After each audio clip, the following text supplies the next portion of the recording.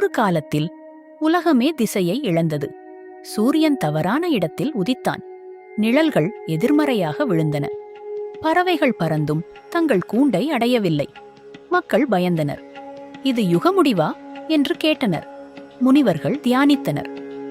பதில் கிடைக்கவில்லை. அப்போது முருகன் மலை உச்சியில் நின்றார். அவர் வானத்தை நோக்கி பார்த்தார். திசை வானத்தில் இல்லை, மனதில் என்றார். மனிதர்கள் சுயநலத்தில் திசை இழந்தபோது உலகமும் அதை பின்தொடர்ந்தது. முருகன் வேலையை உயர்த்தினார்.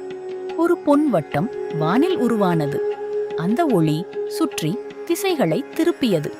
சூரியன் சரியான பாதையில், நிழல்கள் அமைதியில், பறவைகள் தங்கள் கூண்டை அடைந்தன. முருகன் மெதுவாகச் சொன்னார், உன் உள்ளம் நேராக இருந்தால் உலகம் ஒருபோதும் தவறாது.